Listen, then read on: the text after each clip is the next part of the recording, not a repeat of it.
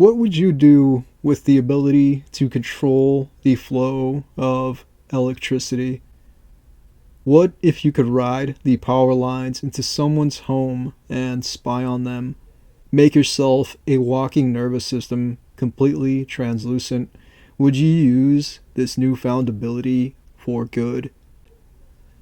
What if you suddenly could control an avatar of yourself with the ability to kick ass?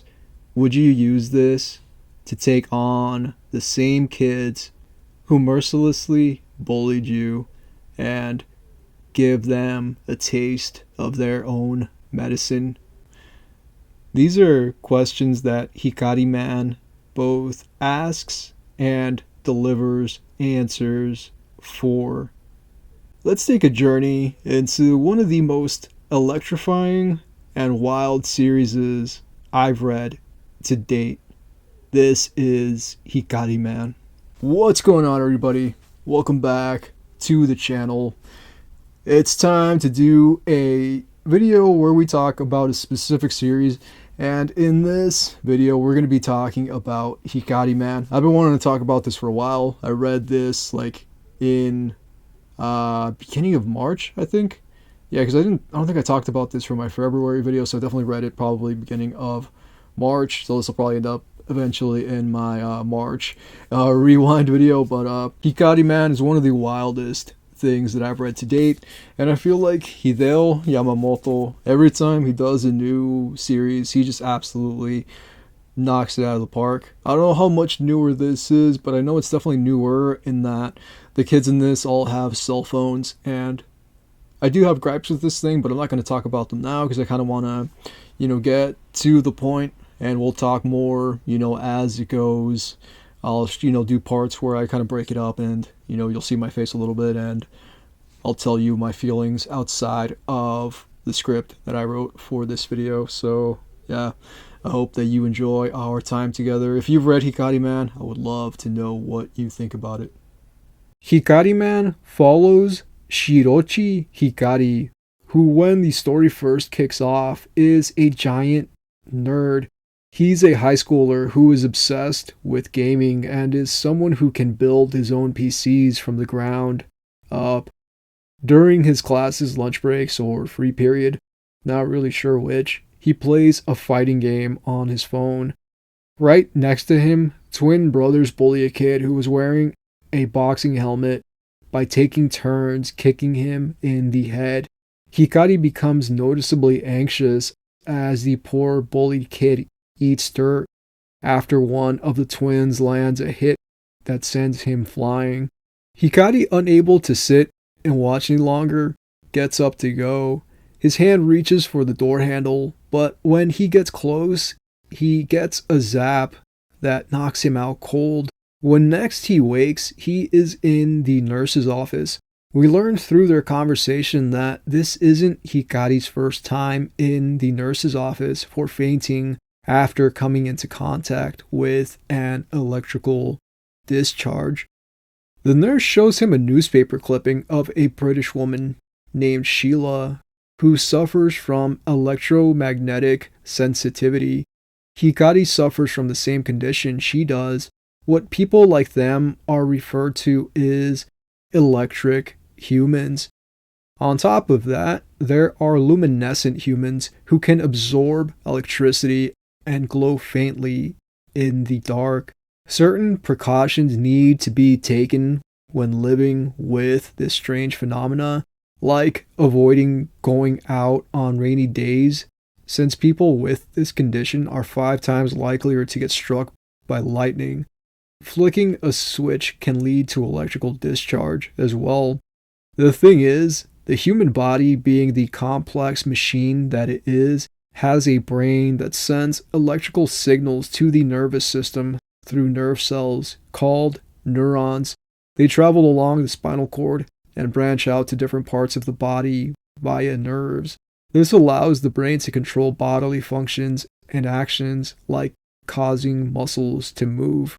I don't want to dwell for too long on the opening of the volume, so I want to move on to one of the more fun and interesting parts of what I read. And that is Hikari going full electro. I don't think this should be too big of a spoiler since it is literally what this story is about. I'd mentioned earlier that Hikari builds computers from the ground up, and that he does. He has 3 monitors in his room, all of which display the fighting game he was playing on his smartphone. He is now playing that same game on his PC, which he cobbled together from spare parts. Doesn't say what kind of card he's running, which I guess might start to get a little pedantic. The story takes the leap about this point into the sci-fi territory the cover art promises as Hikari tries out the fighting moves the class bullies employed against the kid with the boxing helmet. As Hikari does this, he slips and lands on an exposed CPU, which gives his mainframe a pretty considerable jolt. His blood cells are coated in electricity. It even runs the length of his nervous system, consuming his whole body.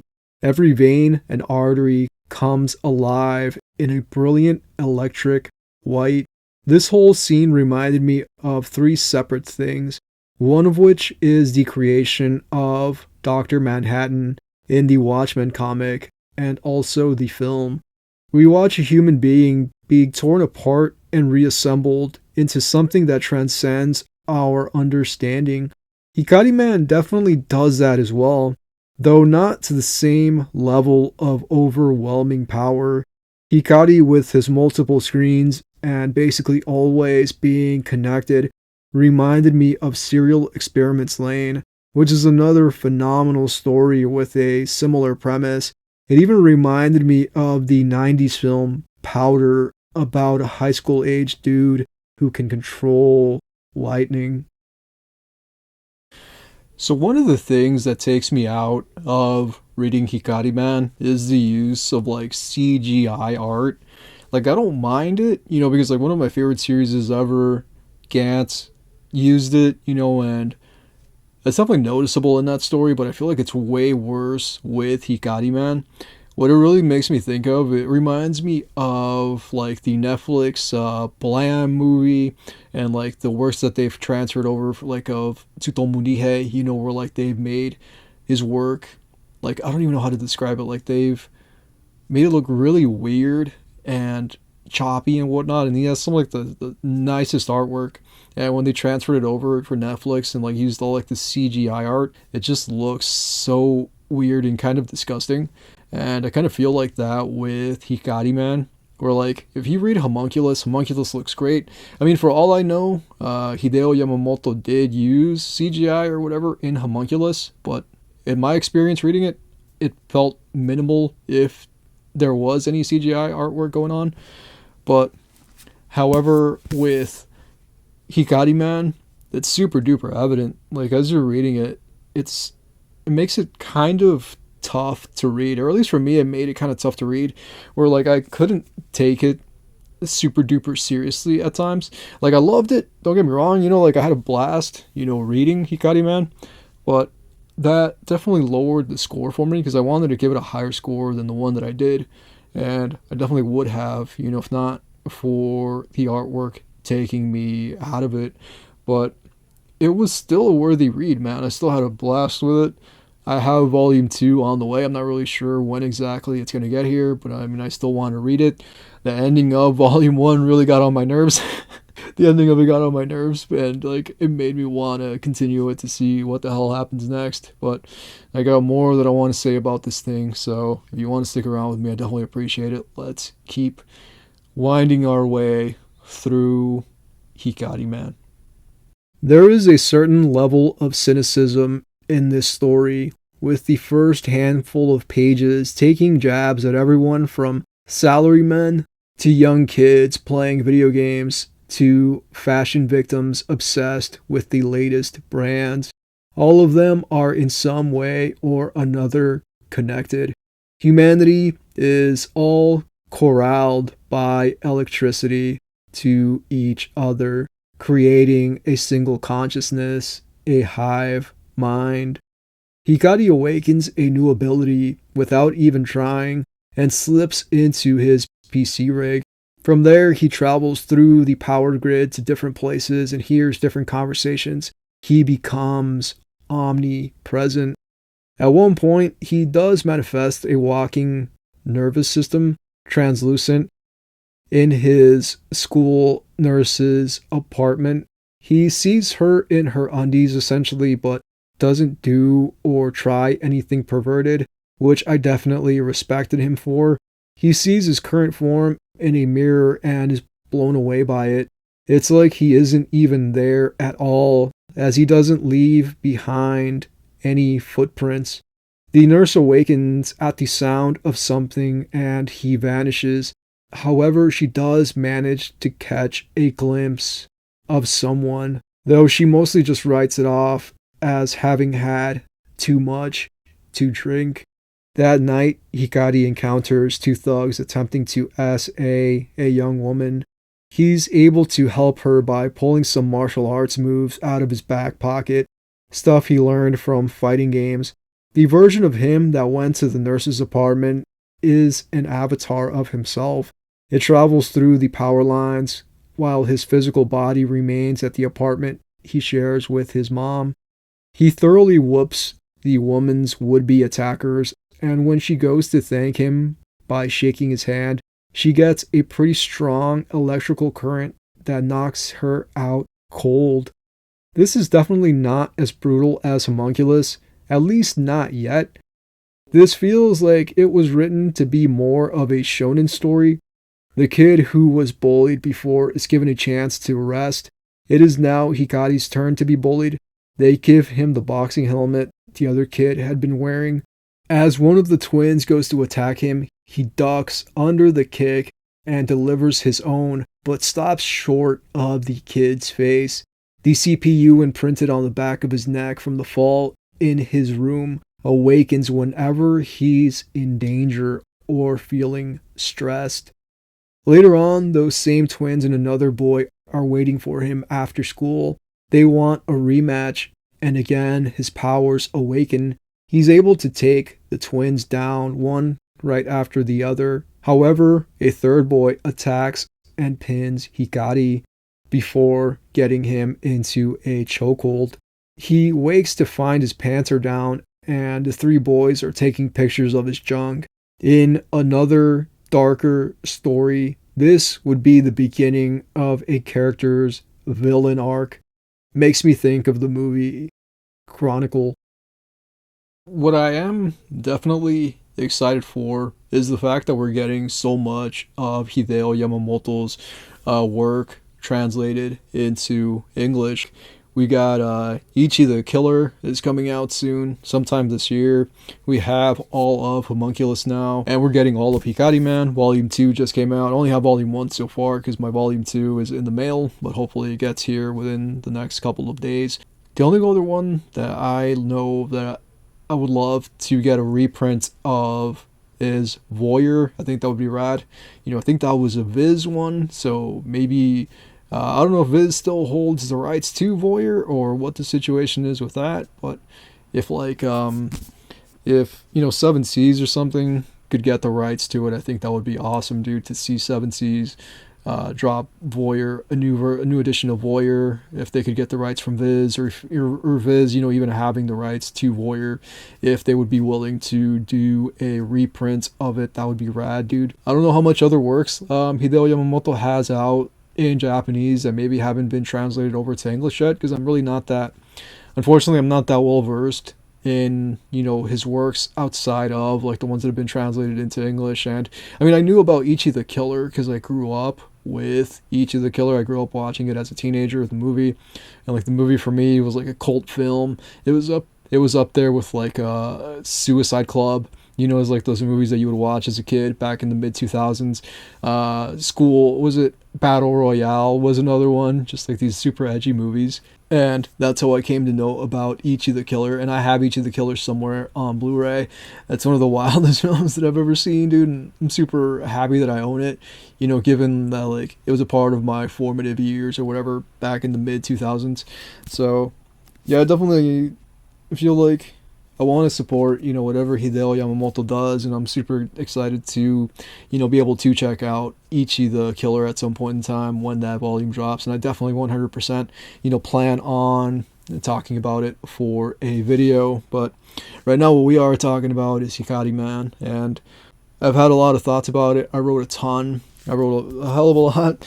I take this super seriously. When I talk about these stories, when I do these videos, like I put a lot of time and effort into it, and yeah, I definitely have a deep love and appreciation for the art form. And as long as I'm able to continue to do this, I will be around. So I hope that you enjoy the rest of this video, and after that, it will be see you until next time. So yeah, thank you so much for watching, and I hope that you all enjoy the rest of our time together. Hikari, having been thoroughly humiliated, sets out to get revenge on the twin brothers who pulled his pants down and took pictures of his junk. Shunya, the third of the three boys, played dirty and took him down while he was unaware. However, there are no rules in a fight. Dead set on getting revenge, Hikari enters the Matrix and flows through the power lines, picking up conversations left and right like he works for the NSA. He hunts down the twin boys, Go and Ken, to their home. He appears before one of them and immediately uses his electromagnetic discharge to take him down, and then whip kicks the other across the face. On their phones, he finds pictures of other boys they've done the same thing to. He breaks their phones before leaving. However, I honestly thought for a second he'd do to them what they had done to him, pull their britches down and snap away. Next up on the docket is Shunya, who is out to karaoke with one of the girls from earlier. He's trying to get fresh with her, but she's not feeling it. Just as he's about to try to force himself onto her, Hikari shows up. Shunya thinks it's some sort of elaborate suit, and soon the two go toe to toe. It's pretty clear Shunya is a real fighter, whereas with the twins, even with the first encounter and fight, he knocked them down easily. Shunya puts up one hell of a fight. What's funny - interesting about this whole segment is what is going on with Hikari's physical body. While his avatar - astral projected self is out fighting, his physical body is a slumped, drooling void, eyes vacant. His hands move deftly over the joystick and buttons. He's taken his love of arcade games and made it into his secret power. He does eventually beat Shunya, though it isn't at all easy, and knocks one of his teeth out. The girl watches on in amazement and only speaks up when she feels like Hikari is going too far and might kill Shunya. He breaks Shunya's phone as well, before vanishing from the room through a light source. Right on cue, another figure emerges into the room, a Yakuza type named Daya. He's instantly a piece of garbage because he tries to hit the girl in the room with Shunya, even balling his fist to punch her in the face. He thinks she's the one who knocked him out. He had another underage girl in a different karaoke room, but didn't do anything inappropriate to her, at least. Later on, Daya and Shunya speculate about who this cosplaying figure might be. Daya even vows revenge for what was done to Shunya. Daya is legitimately a raging psychopath, from nearly gouging a man's eyeball out to trying to kill Hikari with no remorse. This series is only going to get more insane from here. Shunya does end up suspecting that Hikari is involved, given his and the twins' phones were broken, phones that contained photos of Hikari's pecker. They don't see him as being strong enough to fight them himself, so they assume he has an accomplice. Where it goes from here feels like the story is going to get more violent and brutal. Hikari outside of the Matrix is essentially a weakling. Unless he's connected, he is defenseless, which is proven by his first encounter with Shunya. He also learns the extent of his abilities and how far he can push them before suffering real world consequences. If he were to run out of power while wired, there is a chance he could be stuck in limbo forever. More stuff happens this volume that I won't go into to not tell you every single thing. It is definitely worth reading. There is even a scene that really reminded me of Homunculus. The cliffhanger this thing ends off on will both anger you and make you wish you had Volume 2 in your hands to see what happens next. The thing is, Hikari was warned it would come to this.